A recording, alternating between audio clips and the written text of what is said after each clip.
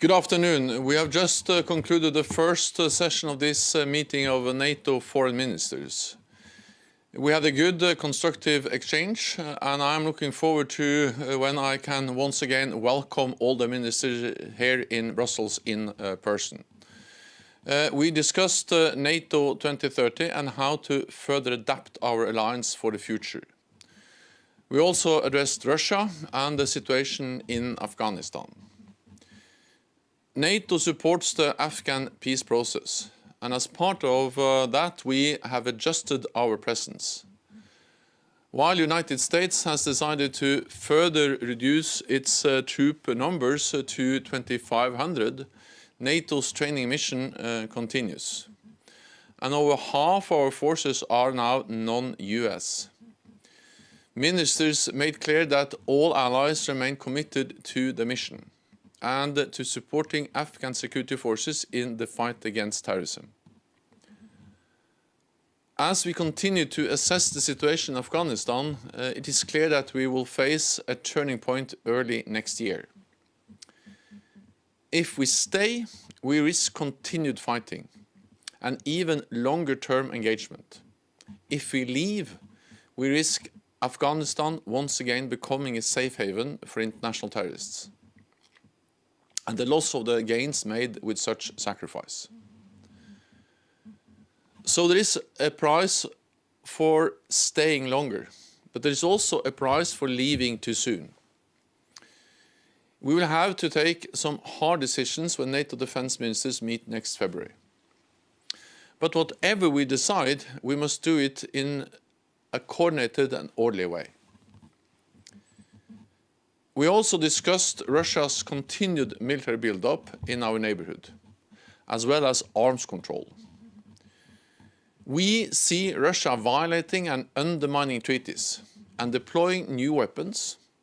Ministers expressed support for preserving limitations of nuclear weapons and for developing a more comprehensive arms control regime. We all know that the New START treaty will expire next February. So time is running out. We welcome the dialogue between the United States and Russia to find a way forward, because we should not find ourselves in a situation where there is no agreement regulating the number of nuclear warheads. We are adapting NATO's deterrence posture to address Russia's destabilizing actions. At the same time, we all agree that we must continue to pursue dialogue with Russia. We also addressed the situation in the Eastern Mediterranean. Working together here at NATO, we recently developed a military deconfliction mechanism between Greece and Turkey, a hotline between the two allies, and the cancellation of specific military exercises. I am committed to strengthening this mechanism further to build more comprehensive confidence-building measures. We also discussed the NATO 2030 project on how we can make our strong alliance even stronger. Earlier this year, I appointed a group of experts to support my work on NATO's continued adaptation. The group, led by co-chairs Thomas de Maizière and Wes Mitchell, has now finalized its work. Today, the co-chairs briefed ministers on their findings, and we have just made their report public. I want to thank all the members of the group for their efforts and dedication. Their report shows that NATO is agile. It recognizes that in recent years we have been able to adapt both militarily and politically. The report also demonstrates that the political consultation and decision-making work at NATO. So we build on solid foundations. The group's work concludes today and is one input into NATO 2030. I will continue to consult with civil society, parliamentarians, young leaders, the private sector, and of course with allies. I will then prepare my recommendations for NATO leaders when they meet next year. The goal is to keep NATO as a strong military alliance, make it more united politically, and with a more global approach. And with that, I'm ready to take your questions. And for the first question, we can go to Ansgar Hase from DPA. Secretary General, a quick question on the NATO 2030 project. Currently, the Secretary General of NATO has not much room for maneuver when it comes to the decision-making process. Do you think it could be useful to bolster the Secretary General's chief executive role to strengthen NATO's decision-making, or perhaps at least to increase the delegated authorities? Thank you. Also, we just finalized the discussion among foreign ministers on the report today, and I welcome the report. There are many proposals in the report. What I will do now is that I will continue this process by consulting with allies, but also, of course, consulting with civil society, with the parliamentarians, with many other actors, and based on that, I will then put forward my proposals for the heads of state and government when they meet next year here in Brussels. My aim is to put forward strategic level proposals, a few, for the heads of state and government when they meet. What is clear is that the report contains a lot of very relevant and good analysis. It states clearly that NATO is the most successful alliance in history, and that this alliance is indispensable. And it also states that the reason why NATO has been able to achieve so much is that we have been able to change, and we need to continue to change. And that's also the reason why I said some months ago that I think the time has come to update NATO's strategic concept, and I think that will reflect the fact that the security environment has fundamentally changed since we adopted the current concept in 2010. Again, this will be one of the different proposals I will now consult with allies on, and then finalize my recommendations for them when the leaders meet next year. And for the next question, we can go to Romania and Radu Tudor from Antena 3. Thank you, Angescu. Secretary General, I wanted to ask what this interesting experts report mentioning about Article 5, about burden sharing, and about a concept that brings a bit of worry here in Eastern Europe, the strategic autonomy launched by European Union. Thank you. Well, the report is a strong, contains a strong message on the importance of North America and Europe standing together. The value both for Europe and North America that we have a strong NATO. So the purpose of NATO 2030 and the message in the report, which is an input into the NATO 2030 project, is that we should make a strong alliance even stronger. And of course, Article 5 being the core commitment of our alliance is essential. And for me, this report is only one way, or one way to communicate also that message, the importance of standing committed to our Article 5. I have stated many times before that more EU efforts on defense is something we should welcome, because more EU efforts on defense will also help to strengthen NATO, because increased defense investments, addressing the fragmentation of the European defense industry, that will actually be good for all of us. It will strengthen Europe, it will strengthen NATO. But any attempt to weaken the transatlantic bond, the bond between Europe and North America. That will not only weaken NATO, but it will also weaken Europe. The transatlantic, no, European unity cannot replace transatlantic unity.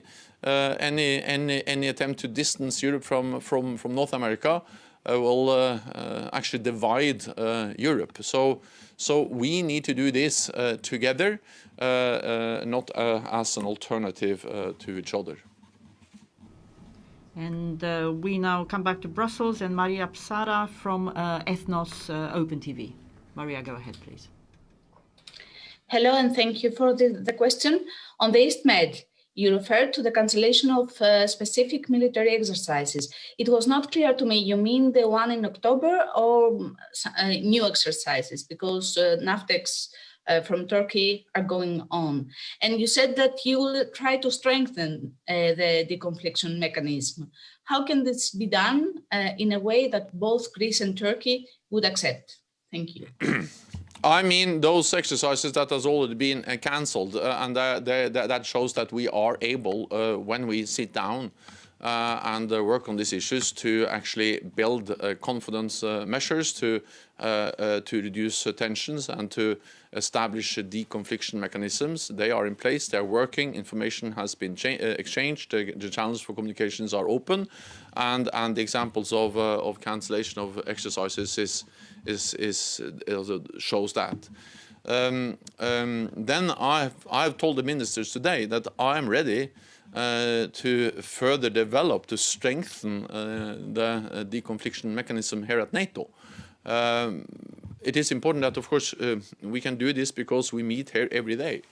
We have been able to do this now, but I think also that we can learn something from what we did in the 80s and the 90s, because then we also had a very difficult situation in the Eastern Mediterranean between Turkey and Greece. And then actually what happened was that we saw deconfliction by actually cancelling several military exercises, but also actually limiting the geographical area where exercises were going to be held. I'm not saying that we can copy that today, but at least we can look into what we did a couple of decades ago and see if that can be relevant also today. At the end of the day, this is about political will. And for NATO, of course, it is important to help, to support, and to do what we can to reduce tensions, to deconflict, because we are concerned about the situation in the Eastern Mediterranean. The next question goes to Lailu Masadid from Afghan Voice.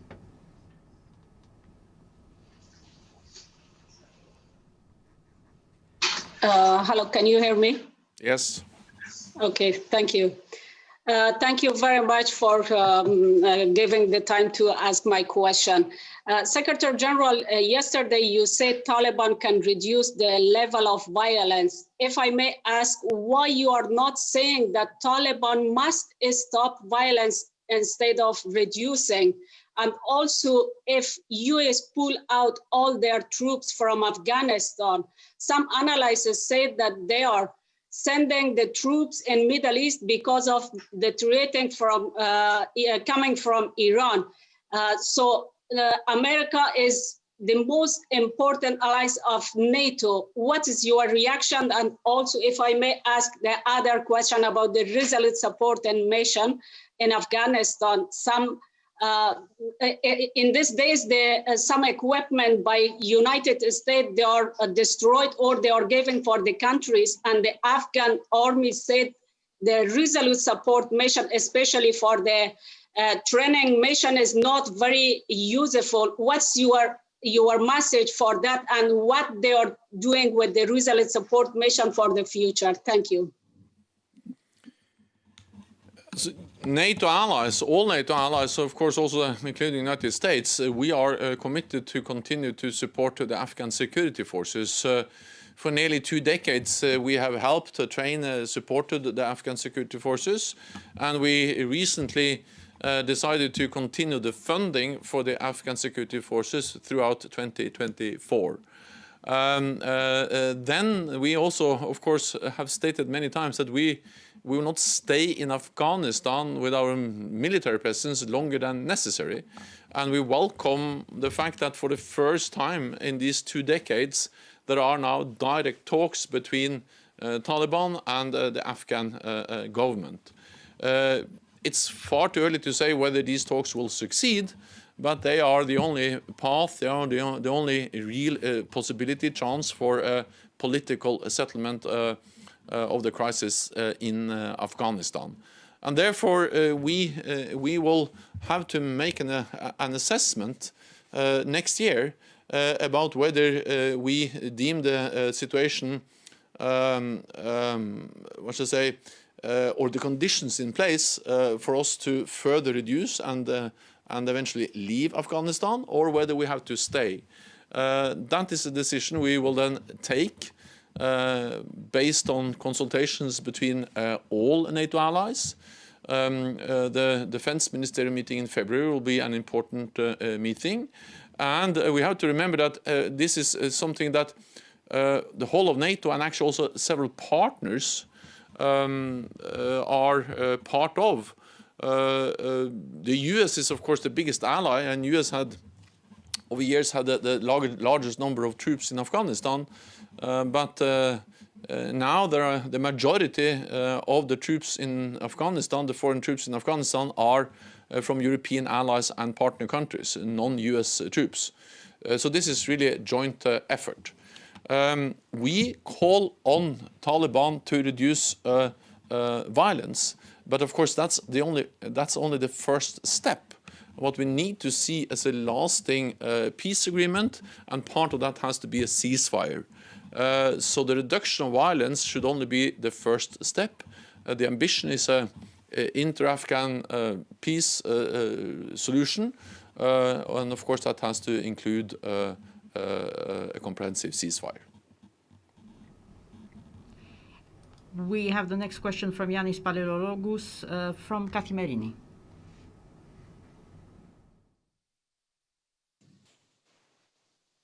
Hello, can you hear me? Yes. Yes, thank you. I wanted to ask if you have any comment on reports that there were some quite sharp exchanges today in teleconference, among others, between the US and Turkey, whether you're concerned about the fact that Turkish policy is a recurrent source of tension in recent NATO meetings. And also, could you tell us something more about what do you mean by strengthening the deconfliction mechanism, strengthening it in what way precisely? Thanks.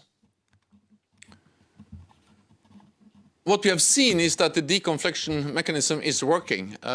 It has helped to reduce the risks for incidents and accidents. We have seen that's a real risk. We have seen that before. In the 1990s, we actually had the casualties when we had incidents and accidents between Greek and Turkish ships and planes.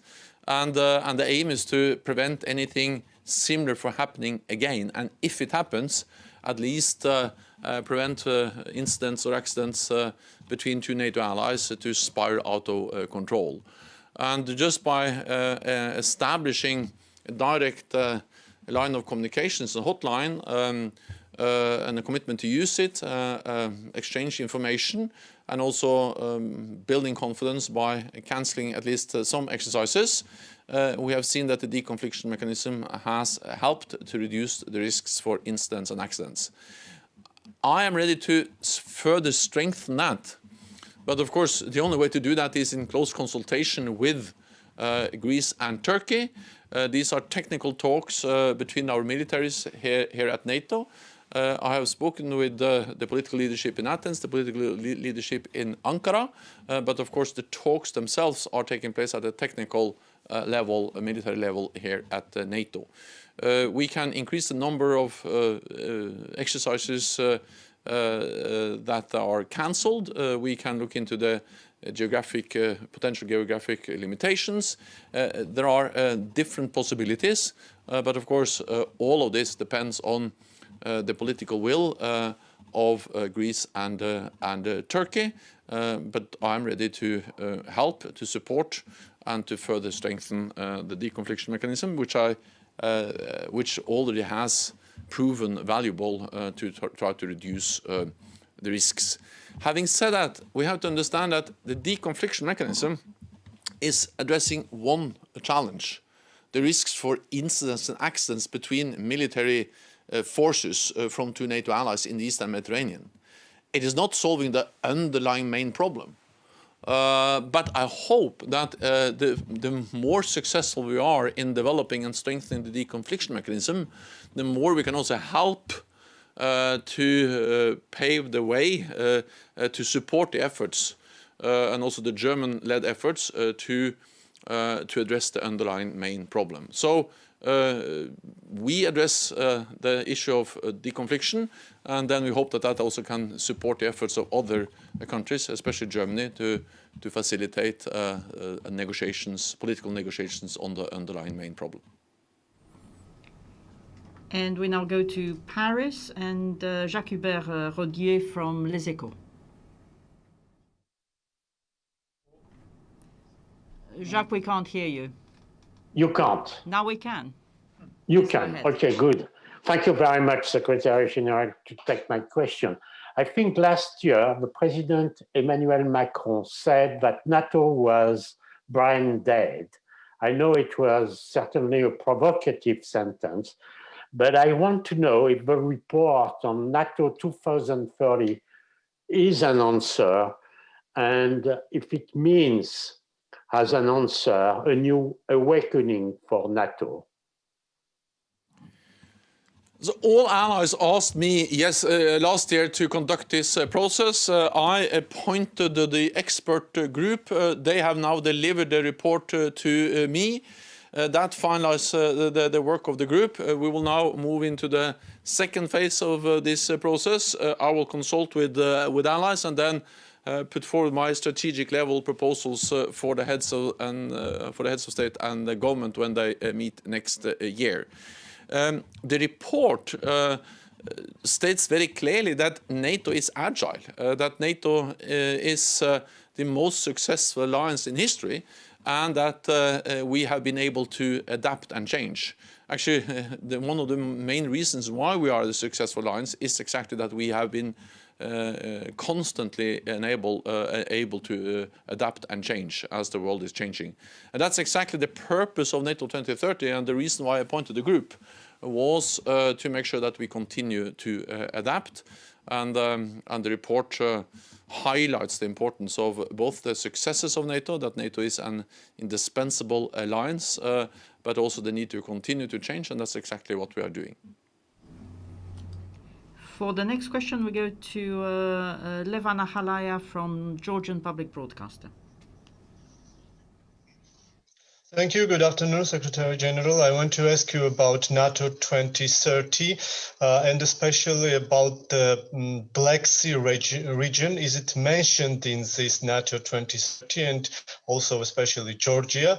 And also about China, because China is investing in infrastructure in Black Sea region. And how would NATO react to this? One important part of the report is, of course, also to address the fact that we are faced with more and more global challenges. And one of the aims with NATO 2030 is to make NATO a more global alliance.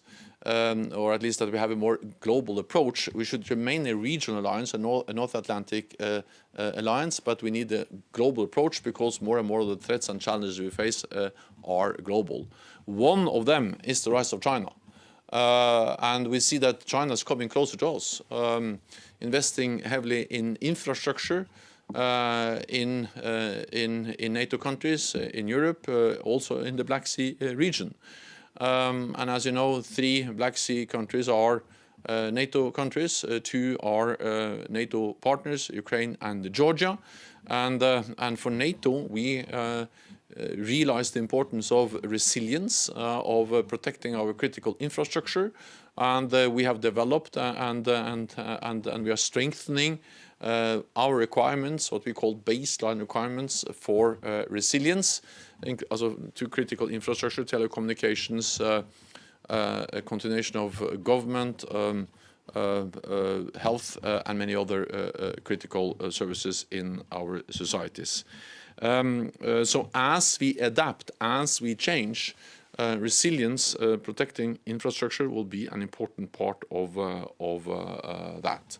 And that will also be, so it's too early to say exactly how I will reflect that in my proposals for heads of state and government, but I'm certain that resilience and also the importance of working with partners will be one of the challenges I have to address when I put forward my proposals. The next question goes to Alex Raufolo from Turan News Agency. Yes, good afternoon. Thank you so much for this opportunity. Secretary General, what steps should NATO take to boost its role in resolving frozen conflicts to avoid new outbreaks of violence, given recent hostilities between Azerbaijan and Armenia? And do you agree with assessments that Russia is in fact using frozen conflicts to prevent NATO enlargement? And separately, if I may, any comment on Turkish-Russian agreement today on a joint center to control a ceasefire in Nagorno-Karabakh? Thanks so much. Well, it depends on which frozen conflicts you talk about, and sometimes there also are different assessments whether a conflict is frozen or not. Very often, also the main message is that we need political processes. We need to prevent fighting and violence, and of course we welcome the cessation of violence, of fighting in and around Nagorno-Karabakh. So that's the main message there. NATO is not part of that conflict. Both Armenia and Azerbaijan are partners of NATO, but we as an alliance are not part of the conflict in Nagorno-Karabakh. And for the final question, we go to Momchil Linjov from Club Z Media Group in Bulgaria. Good afternoon. Do you hear me? Yes. Okay. Your Excellency, has NATO discussed and does the NATO sees any possibility of a Russian military intervention in Belarus or Moldova, or in Belarus and Moldova, taking into account the last events in both countries, the destabilization of the Lukashenko regime due to the protests, and the yesterday statement of the new elected Moldovan president about the Russian peacekeepers in Transnistria. Thank you very much. First, on Moldova, NATO allies support strongly the territorial integrity and the independence of Moldova and the future first on Belarus. We support the territorial integrity and the independence of Belarus, and the future of Belarus should be decided by the people of Belarus. And we are of course concerned about what we see, the crackdown on peaceful demonstrators and the lack of respect for fundamental democratic rights in Belarus. No, we should leave it to the people of Belarus to decide the future for that country. So there should be no foreign intervention. And of course, Russia should not intervene in democratic processes or try to suppress the will of the people in Belarus. When it comes to Moldova, I would like to congratulate the new president. Moldova is a partner country of NATO. I look forward to meet her at some stage, because as a partner, we of course appreciate also the cooperation with Moldova as a partner of our alliance. We see how Russia has deployed troops in violation of the wishes of different governments in our close neighborhood. How Russia has illegally annexed Crimea, how they continue to destabilize eastern Ukraine, how there are Russian troops in parts of Georgia, and also how there are troops in Moldova in Transnistria. And this is a violation of the territorial integrity of Moldova, and is yet another example of how Russia far too often does not respect international law and the territorial integrity of countries, including Moldova. Thank you very much. This concludes this press conference. Secretary General, over to you. Thank you so much, and thank you for joining me today, and please stay safe, all of you. Thank you.